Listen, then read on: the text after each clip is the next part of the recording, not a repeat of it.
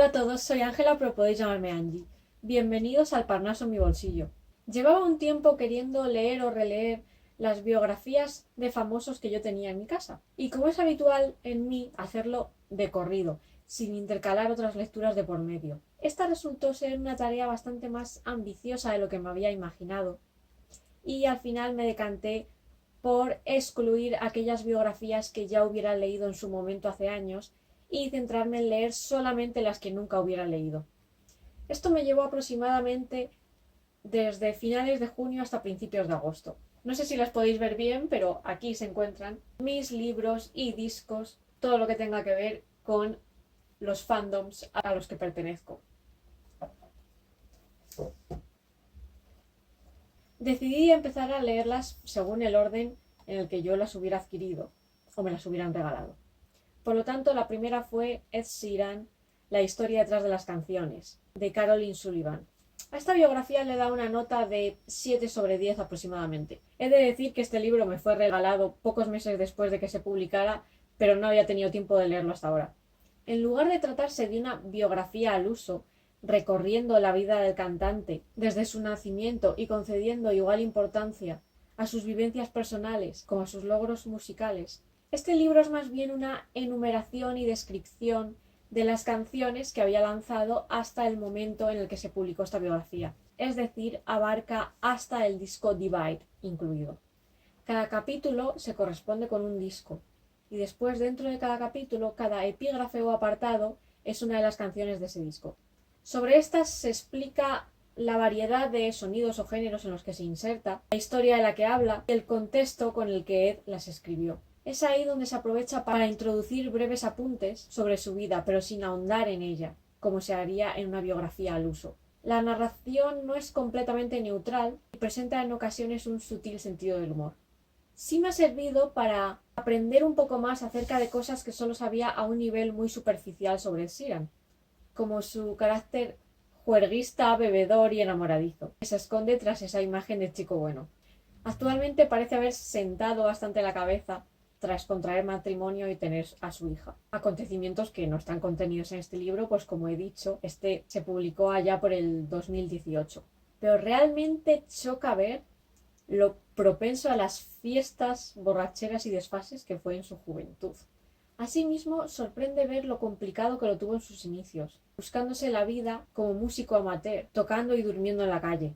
También te explican incluso el significado tras alguno de los horrorosos tatuajes de colores que decoran ambos brazos. El libro es ilustrado, lo que le confiere un aspecto vistoso y ameno, aunque algunas de las fotos escogidas para decorarlo a veces resultan un tanto intrascendentes, pobremente escogidas.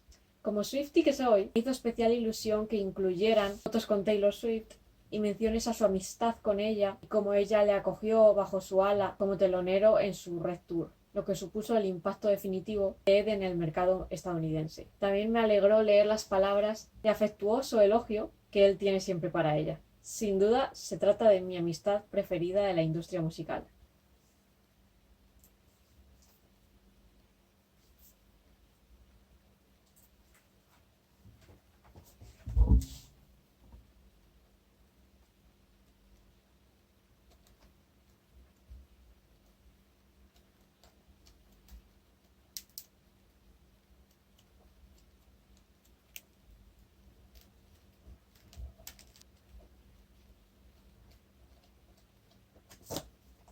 Taylor Swift The Whole Story de Chas Newkey Gordon. Le he dado una nota de 8 sobre 10. Otro que tenía desde hace años y que no había tenido el momento de leer. Por extraño que pueda parecer, Taylor Swift no cuenta con una biografía oficial. Quizá abordar ciertos temas resultaría demasiado controvertido. Por lo que esta es una de las varias que existen no autorizadas, pero que está documentada en bastante profundidad. Estoy bastante satisfecha con el trabajo de investigación que se hizo para ello. Este libro está en inglés, pero se entiende fenomenal si tienes un nivel bastante aceptable. La redacción es muy clara y desprovista de términos complejos. Es casi todo texto, se echarían en falta más imágenes, que encima y para colmo están en blanco y negro. Y en papel mate.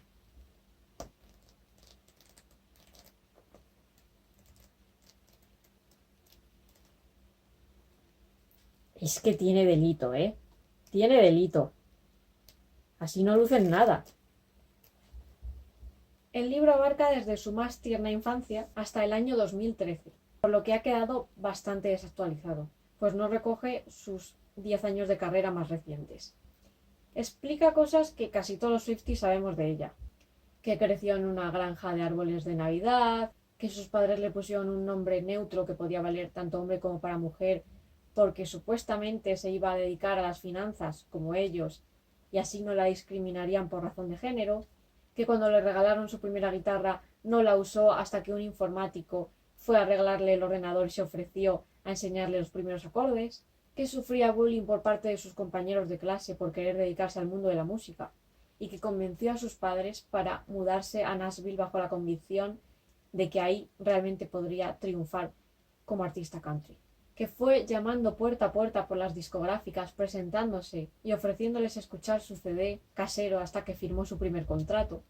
A pesar de haber sido yo Swiftie durante una década, sí que he aprendido cosas nuevas sobre ella, como que de preadolescente no cantó el himno nacional solamente en aquella ocasión que todos los Swifties tenemos grabada a fuego en la mente, en la que ella sale con una diadema, un top de lentejuelas con la bandera de Estados Unidos, sino que lo hizo bastantes más veces aparte de aquella, que su primera guitarra fue eléctrica, que ella y su madre reservaron el dominio taylorswift.com cuando ella tenía tan solo 12 años, que cantaba asiduamente en karaokes, o que apareció como modelo infantil en una revista. Fin de los spoilers.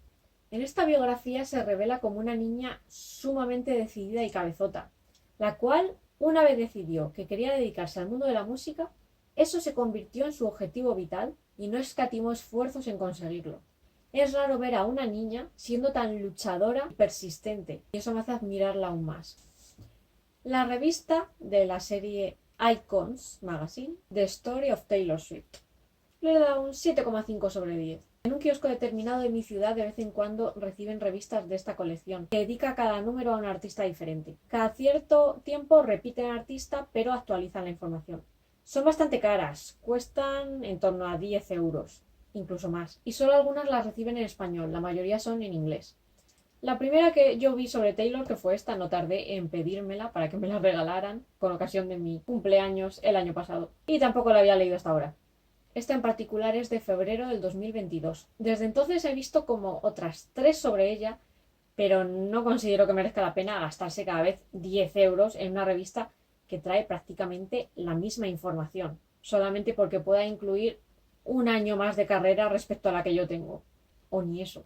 La revista esta vez sí está profusamente ilustrada, aunque se agradecería que las páginas fueran satinadas en lugar de mate. Comienza hablando brevemente sobre su biografía y sus años de carrera hasta 2021 incluido. Después aborda las causas sociales y donaciones que se le reconocen, para después resumir sus amistades y romances y, por último, hablar sobre sus premios, reconocimientos y su influencia sobre otros artistas. Aunque visualmente sea mucho más atractiva que la biografía anterior, la profundidad y detalle de la narración de la primera me satisfizo mucho más.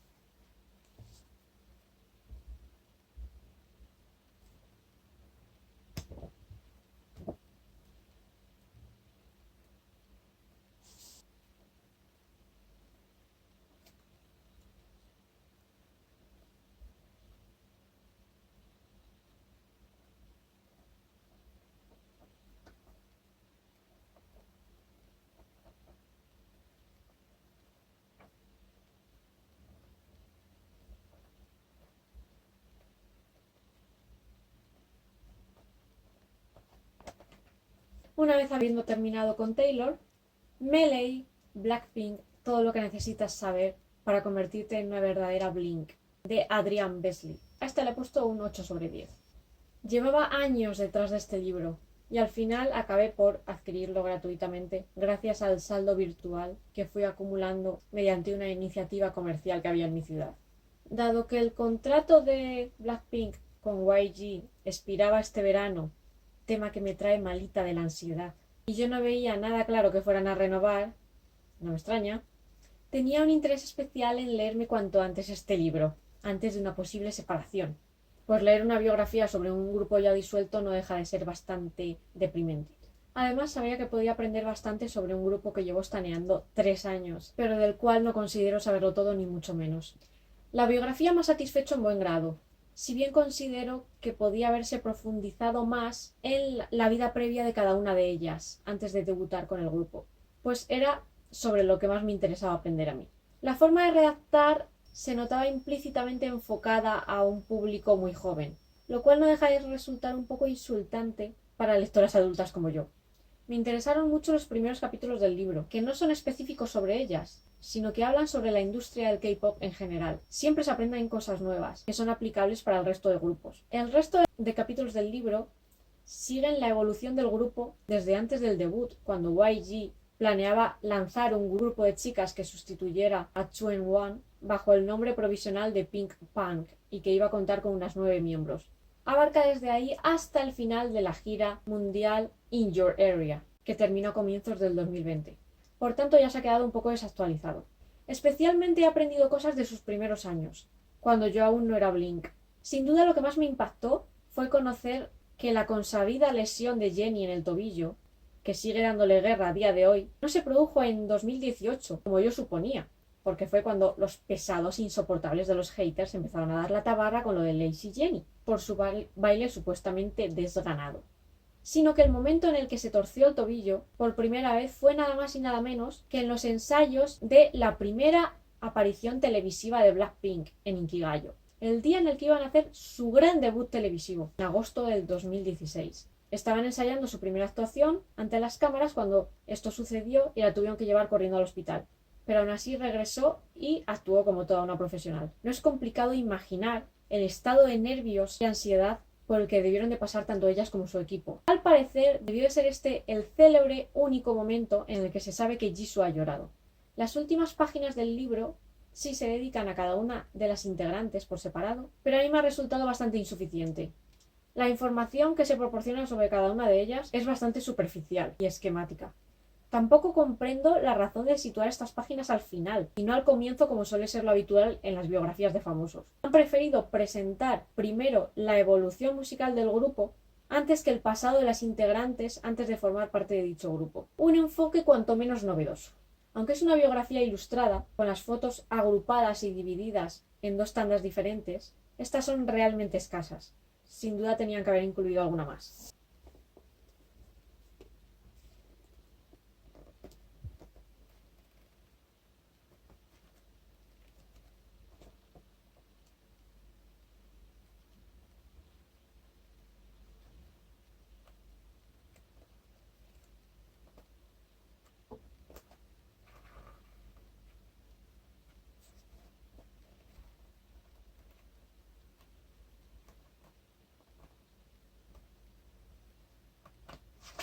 En tan solo una tarde me leí The Story of K-Pop, The Ultimate Guide to the Global Phenomenon. Es otra de las revistas de la colección Icon Series. Le da una calificación de 7 sobre 10 aproximadamente. Que yo sepa, este es el primer número de esa revista que dedican no a un artista en concreto, sino a un género o fenómeno musical en su conjunto como es el K-pop. Por una parte me interesaba su enfoque general y consideraba que podía aprender cosas nuevas sobre el K-pop como género en sí. Por otra, era indudable que no podría profundizar mucho en cada artista y en el tema en sí, y que la información sobre los principales objetos de mi interés, que son Blackpink, BTS y Mamamoo, sería más bien escasa. Evidentemente tenía razón, aunque sí que dedica a BTS y a Blackpink 4 páginas en total, que es más de lo que dedica a otros artistas. Pero aún así me resultó muy interesante su lectura.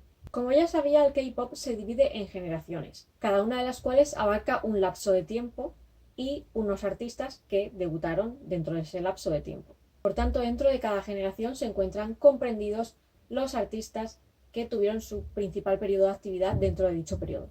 Pues bien, esta revista utiliza esta clasificación para estructurar la información. Analiza este género de música por generaciones y sirve de ayuda para encajar mejor en tu mente los artistas que forman parte de cada una de ellas. Si hay algo que me molestó bastante de esta revista, aparte del papel mate y la mala calidad de algunas de las imágenes, es que esas fotografías se repetían en muchísimas ocasiones.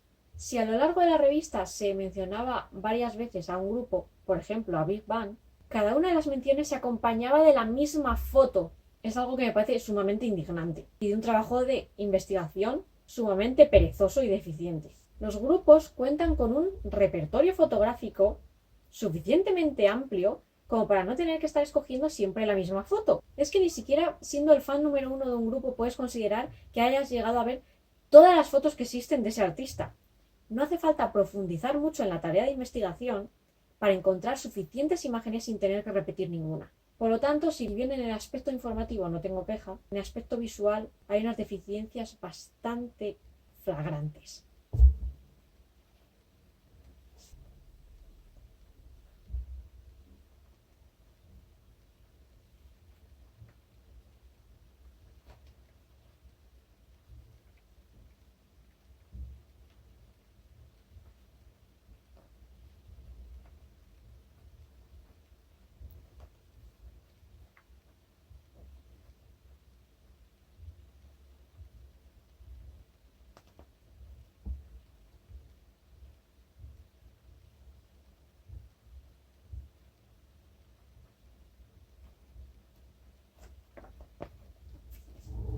Llevaba un tiempo queriendo leerme una biografía de BTS, para aprender más sobre ellos, ya que no me he convertido en ARMY hasta este año, y también debido a mi plan de leer varias biografías de famosos durante este año. De BTS existen varias biografías no autorizadas, y estaba sopesando cuál comprar, hasta que, poco antes del aniversario, del 10º aniversario, anunciaron que iban a lanzar una biografía oficial, la primera oficial de ellos, en mejor momento imposible. La lástima es que en español no se iba a publicar hasta septiembre, por lo que iba a tener que aguantar mis ganas de leerla y no podría leer las seguidas de las otras biografías. Es una biografía cara, en torno a los 35 euros, y vale que es realmente gruesa. Vamos, le das con este mamotreto a alguien y lo matas. Pero desde luego el elevado precio no se ha reflejado en una calidad de impresión. Me llevé un chasco solo abrirla por la deplorable calidad de las imágenes, algunas tan oscuras que casi ni se les distingue. A otras les falta nitidez y saturación de color, para colmo en papel mate, con lo poco que luce. Además eran bastante pocas. Las photocards, por su parte, son bastante más finas de lo habitual, prácticamente como un papel grueso, y con las caras de ellos enmarcadas por unas enormes franjas blancas en lugar de aprovechar toda la longitud de la photocard para que la imagen ocupe más. Y ni siquiera incluyen una de los 7 juntos. No sé si será culpa de la editorial española o no, pero que han querido reducir costes a base de emplear trucos muy cuestionables y eso ha traducido en una pésima calidad de la impresión, eso es evidente. Tenía tantas ganas de leerla que el mismo día en el que salió a la venta ya la empecé. Lo cierto es que me ha gustado, pero no me ha maravillado. Quizá esperaba más de ella, aunque tampoco sabría explicar de qué manera. Me ha llamado la atención el hecho de que, a pesar de llevar yo pocos meses en el fandom, no considero haber descubierto nada importante sobre ellos al leer esta biografía. Las cosas que cuentan son cosas que yo ya sabía, eso sí, en mayor profundidad y detalle, pero tampoco tanta profundidad y detalle como yo hubiera esperado encontrarme en una biografía de este tamaño. Me quedo con las mismas dudas sobre el mundo BTS que tenía antes. Desde el primer momento eché en falta que no hubiese un capítulo dedicado a cada uno de ellos por separado, para hablar de la historia de cada integrante desde que nació hasta que ingresó en el grupo, como suele suceder con todas las biografías de grupos. Era sin duda lo que más curiosidad me despertaba. Empieza directamente por ellos llegando a Big Hit Entertainment y solo por menciones esporádicas posteriores podemos llegar a vislumbrar algo sobre su pasado. Desde el primer momento te mezclan a todos los integrantes sin dedicarles un momento especial a cada uno de ellos por separado. Quizá lo más interesante fue leer acerca del periodo en el que se preparaban como trainees y también nada más debutar, pero sobre todo la parte acerca de su crisis del 2018 en la que estuvieron a punto de separarse. Yo ya lo sabía, pero al menos ahí sí que se ha profundizado un poquito más y he llegado a comprender mejor cómo se sentían cada uno de ellos ante esa situación, acerca de lo desbordados, exhaustos y vacíos que se sentían por dentro, hasta el punto de que incluso Suga, Jungkook o Jimin a veces se refugiaban en la bebida para sobrellevarlo. El contenido se organiza por discos musicales, y este me parecería un buen planteamiento, pero en la práctica no resulta tan clarificador como parece. Por otra parte, pensé que abarcaría hasta este 2023, sin embargo se detiene en el 2022, aunque en la cronología del final sí que aparece algún que otro acontecimiento de este 2023. Está claro que esto lo añadieron a posteriori, pero no ampliaron más de lo que es la redacción. Ni siquiera hay una mención al servicio militar o a la ley BTS, ni al próximo ingreso de Jin en el mismo que ya debía estarse gestando. Quizá lo consideraron un tema demasiado controvertido como para abordarlo, ya que si se abrían y eran realmente sinceros sobre ello, podían llegar a quedar mal con la nación. Lo que menos me ha gustado es que la traducción a veces carece completamente de sentido y no se entiende lo que quieren decir. No sé si es porque han traducido las construcciones sintácticas de una forma demasiado literal, en lugar de tratar de buscar cómo sería su equivalencia en español, o porque los propios BTS no ordenaban correctamente sus ideas a la hora de expresarse. Otra cosa que me ha disgustado es que el narrador no respeta bien el orden de los acontecimientos. Hace menciones a cosas que todavía están por ocurrir y vuelve adelante y atrás todo el tiempo. También cambia de un tema a otro sin ton ni son. La narración resulta un poco farragosa. Muchos párrafos, sobre todo en los que se transcribe lo que están diciendo ellos, tenía que leerlos varias veces para entenderlos. A veces incluso lo que decían se contradecía entre sí. Por ejemplo, hay una parte en la que Suga hablaba de esa crisis del 2018 y en un apartado parecía que daba a entender que se había hartado de la música y que ya no la disfrutaba y que no se veía capaz ni de crear nuevas canciones, y sin embargo en otro párrafo parecía insinuar lo contrario, que estaba siendo súper fructífero y que había descubierto cuánto amaba la música. A modo de curiosidad diré que escriben Suga las 4 letras con mayúscula y sin embargo J-Hope escriben todas las letras con minúscula, la J y la H incluidas. Muy raro, me daba un poco de toque, la verdad. En general se nota que fueron capaces de sonsacarle más información a Suga, RM, J-Hope y Jimin que al resto, que intervienen más bien poco. Quizás sean más parcos en palabras.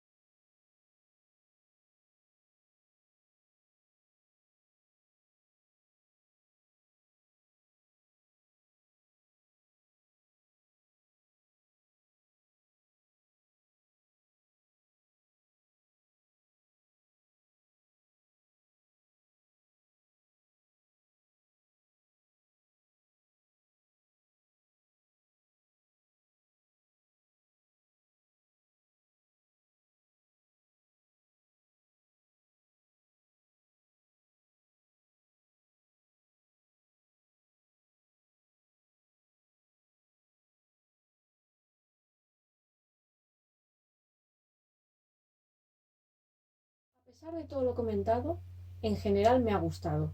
Lo he leído interesada y con expectación. Por una parte quería avanzar para conocer más y por otra me daba mucha pena terminar. Era interesante ir leyendo cómo cambiaba el planteamiento de los chicos acerca de su vida y de su carrera según iban adquiriendo más éxito. Pero ha tenido importantes deficiencias en cuanto a calidad de la redacción y también de las imágenes y photocards. Tengo bastante curiosidad en leer otras biografías sobre ellos, aunque sean no autorizadas, porque paradójicamente pienso que me van a convencer más. Y eso ha sido todo. No olvidéis de dar like y ver otros vídeos. Nos vemos en el próximo vídeo. Chaito.